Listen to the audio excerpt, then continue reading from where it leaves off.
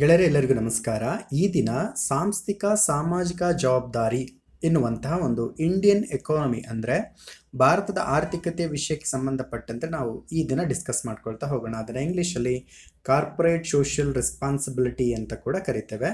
ಸರಿಯಾಗಿ ನೆನ್ಪಿಟ್ಕೊಳ್ಳಬೇಕು, ತುಂಬ important, current ಅಫೇರ್ಸಲ್ಲೂ ಕೂಡ ಇದೆ. CSRನಿಂದ ನಿಧಿಯನ್ನು ಪಡೆಯುತ್ತಿರುವ ರಾಜ್ಯಗಳ ಸಾಲಿನಲ್ಲಿ ಟೋಟಲ್ 3 ಅತ್ಯಂತ ಪ್ರಮುಖವಾದಂಥ ರಾಜ್ಯಗಳನ್ನು ನಾವು ನೋಡ್ಕೊಂಡಾಗ Maharashtra first place, second place Gujarat, third place ಕರ್ನಾಟಕವನ್ನು ಪಡೆದುಕೊಂಡಿದೆ. ಅಂದರೆ CSRನಿಂದ ನಿಧಿಯನ್ನು ಪಡಿತಾ ಇರತಕ್ಕಂಥ ರಾಜ್ಯಗಳ ಸಾಲಿನಲ್ಲಿ ಕರ್ನಾಟಕ 3ನೇ ಸ್ಥಾನವನ್ನು ಪಡೆದುಕೊಂಡಿದೆ. ಸೊ ಹಾಗಾದರೆ ಈ ನಿಧಿಯನ್ನು ಯಾರು ಕೊಡ್ತಾರೆ? ಫಸ್ಟ್ ಆಫ್ ಆಲ್ CSR ಅನ್ನತಕ್ಕಂಥದ್ದು ಕಾರ್ಪೊರೇಟ್ ಸೋಷಿಯಲ್ ರೆಸ್ಪಾನ್ಸಿಬಿಲಿಟೀಸ್. ಕಾರ್ಪೊರೇಟ್ ಕಂಪನಿಗಳು ನಿಧಿ ರೂಪದಲ್ಲಿ, ಖಾಸಗಿ ಕಂಪನಿಗಳು ನಿಧಿ ರೂಪದಲ್ಲಿ ಸಾಮಾಜಿಕವಾಗಿ ಮೂಲಸೌಕರ್ಯಗಳನ್ನು, ಸಾರ್ವಜನಿಕ ಆರೋಗ್ಯವನ್ನು, ಶಿಕ್ಷಣವನ್ನು ಮತ್ತು ಜೀವನೋಪಾಯಗಳನ್ನು ವೃದ್ಧಿ ಮಾಡೋದಕ್ಕೋಸ್ಕರ ಇಂಟ್ರೊಡ್ಯೂಸ್ ಮಾಡುವಂತಹ ಒಂದು ನಿಧಿ ಅಂತ ಇಲ್ಲಿ ಐಡೆಂಟಿಫೈ ಮಾಡ್ಕೊಳ್ತಾ ಹೋಗ್ಬೋದು. ಹಾಗಾದರೆ ಈ ನಿಧಿಯನ್ನು ಯಾವುದ ಆಧಾರದ ಮೇಲೆ ಕೊಡಬೇಕು? ಸರಿಯಾಗಿ ನೆನ್ಪಿಟ್ಕೊಳ್ಬೇಕು.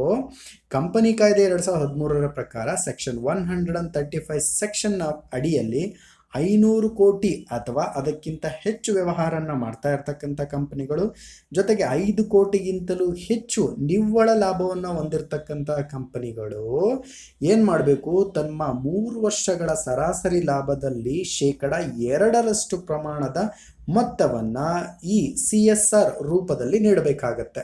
ಇದನ್ನು ನಾವೇನಂತ ಕರಿತೀವಿ? ಕಾರ್ಪೊರೇಟ್ ಸೋಷಿಯಲ್ ರೆಸ್ಪಾನ್ಸಿಬಿಲಿಟಿ ಅಂತೇಳಿ ಕರಿತಾ ಹೋಗ್ತೀವಿ.